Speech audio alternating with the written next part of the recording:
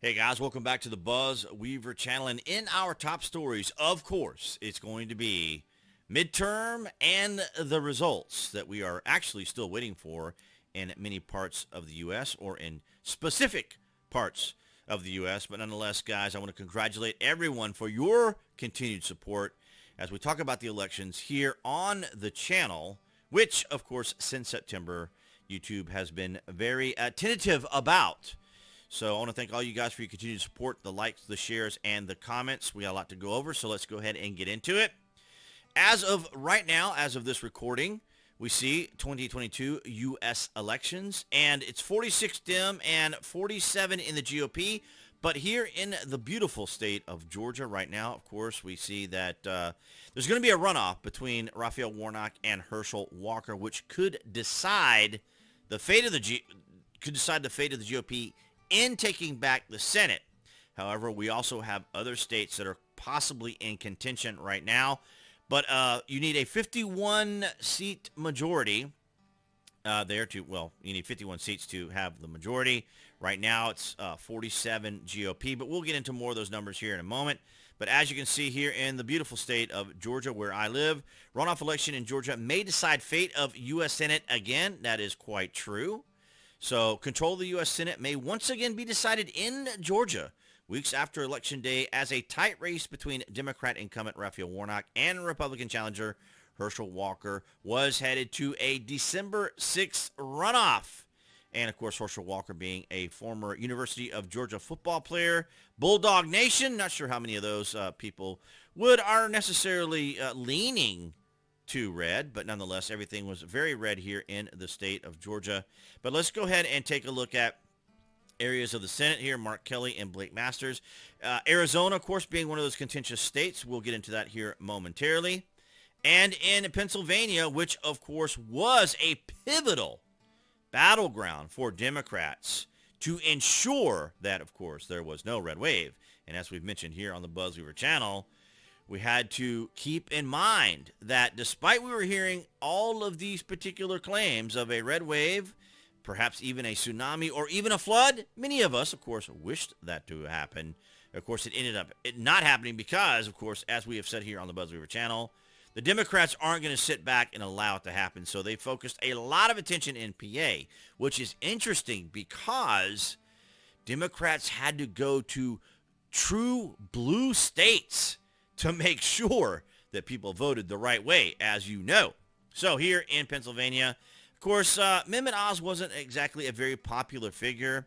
Most people know him as mostly a television presenter, having his own show and doing, he was getting a lot of flack from the medical community as well for promoting different products and items and so forth, because that was what the show was all about. But Fetterman, ladies and gentlemen, there's no shame in an individual having an illness. He suffered from a stroke. He appears to be impaired. I'm not a medical professional. However, if one listens to what he has to say when he's capable of saying things, he has to have prompters. He has to have assistants to be able to process basic information. I'm not saying that to be dismissive or to disparage the man. I'm simply saying that why is it that the Democrats seem to be so focused on these particular individuals, their power, than the importance of recognizing the moral and ethical situation that Fetterman is dealing with, and even the current president, Joe Biden. But nonetheless, they had a celebratory situation there in Pennsylvania, Florida, Marco Rubio, as well as having huge, obviously huge governor turnouts. And we'll go ahead and go over here to the House, as you can see here on this current, which I think this is just the Google results here. We'll go into more depth here in a moment. So here in the House, 174 Dem, 200 GOP. Clearly going to be a GOP victory here, despite the fact that the mainstream media is going to play all of this down, particularly when it comes to President Trump, because, of course, they always want to maintain their control and their perspective, and, of course, make sure that everyone has the correct think when it comes to how we look at things politically. So now we're going to move over here, as you can see, the way it's being phrased with Drudge here. Republicans in shock, House control this close, Dems holding Senate, toxic Trump and MAGA meltdown. Well, just all the language that they like to use. I'm not sure what happened with Trump and Drudge, but Drudge used to be known for its conservative, right-leaning sort of perspective, but apparently he had some kind of fallout with Trump, and now he's really leaning, or really doing a lot of support for Dems and leaning a little more left. But nonetheless, of course, as we say here on the BuzWeaver channel, this is why we take the difficult, the complicated, the tumult, and the chaos and break it down for you guys. Because, of course, the left, the machine, the establishment uniparty, which utilizes the media and big tech, as well as activists to, help out their cause. We see here, election takeaway, no sweep for the Republicans after all. So they're trying to make a big deal out of the fact that they're the ones that were trying to they kept trying to claim that Republicans were going to dominate. And, of course, a lot of people on the right and Republicans, the GOP, were very excited about it. Here on the BuzWeaver channel, we were cautious, and we said they weren't going to just lay down and allow the Republicans to do a wave. So for weeks, Republicans predicted a red wave would carry them to power in Congress. Actually, no, it was more of the media saying that, as voters repudiated majority Democrats for failing to tame skyrocketing inflation and address worries about rising crime. It's interesting because I just refreshed this article, and that's not the way it was titled earlier. Of course, they got their election takeaways. To be continues. Republicans hope for a wipeout. They didn't get it. Of course, they just have to say that to be inflammatory after Democrats racked up several hard-fought wins in swing districts, and they did have to fight very hard. History lesson, no, we don't need you to tell us how we need to think. Is Florida still a swing state? I think that's kind of funny. Ron DeSantis and Marco Rubio had decisive victories. And then, of course, we don't need to know and of course, they want to go into this, what is a red wave or a ripple? So, of course, they have to kind of do a little bit of mocking there. But when we look at the governor races, I was about 85-90% sure Kemp was going to win it. It just looked like everything was leaning towards Kemp. And I have to say, despite my trepidation with polls and or projections, they seem to be within the margin of acceptability, or they were more correct this time than they were in the past, but they weren't you can't get total accuracy.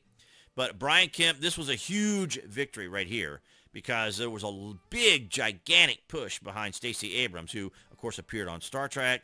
Then, of course, we had Obama here. We had Jill Biden was here. There was a big push here in Georgia, but they couldn't pull that off, so they're going to have to go with their victories here in PA. And then, of course, Arizona, we're still waiting here between Katie Hobbs and Kari Lake. This is extraordinarily important here in Arizona because, as I said, if Kari Lake were to win, if she is to win in Arizona, I think that the left will spontaneously combust because this was one of their critical ones.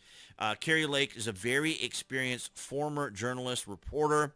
She knows how to work the media, just like Donald Trump knows how to push their buttons. She does too, and she was saying if she were to win, she was going to make their life as miserable as possible. And, of course, as you know, the Democrat Uniparty would not appreciate that at all. And then we're going to go over here to Real Clear Politics and see that Joe Biden's approval hasn't changed all that much. This was as of Election Day in and of itself.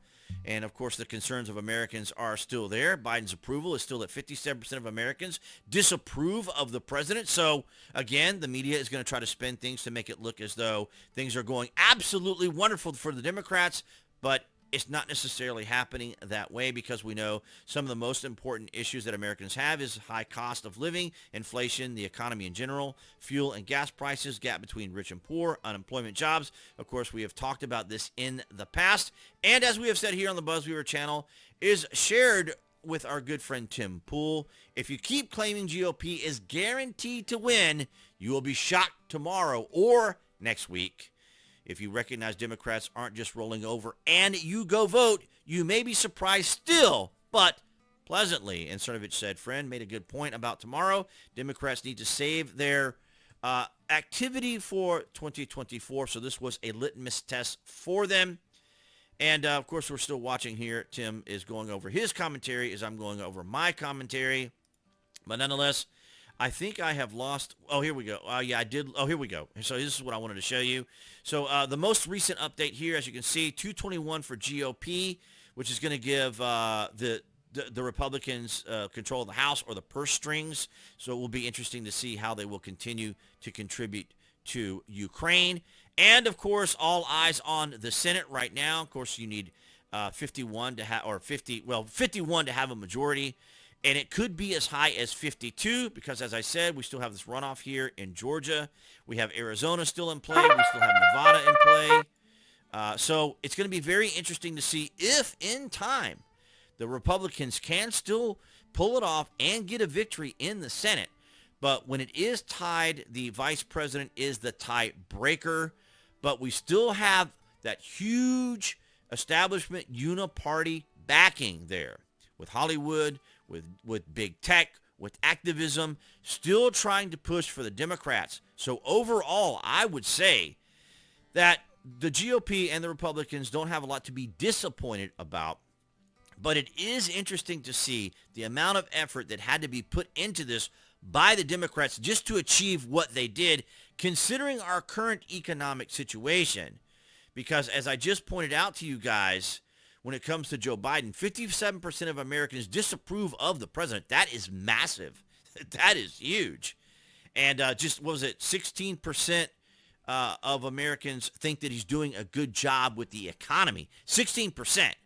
So there's still that going on. But I think it's going to be a wake-up call for the GOP. And as you know, I am a registered Republican for voting, but I left the party in 2004. So all the people that want to, start giving me a hard time about the GOP and Republicans, I'm just as concerned about the Republicans as the Democrats are too. Or I'm more concerned about the fact that the Republicans are just as much in line with the establishment uniparty, because we saw that with John McCain and Sarah Palin, with Mitt Romney and Paul Ryan. And, of course, just the interesting situation that changed or took me off of the Democrats with George W. Bush. But that's what I have for you guys today. Thank you for your continued support, all of you guys on BitChute, Rumble, DTube, and Odyssey. Of course, all of you here on YouTube, as we continue to monitor what's going on here with the midterms, because it is not entirely completed. But nonetheless, appearing there on the screen, that would be the channel icon for you guys to click on to subscribe here on YouTube, as well as notifications. And I will see you guys in the next video.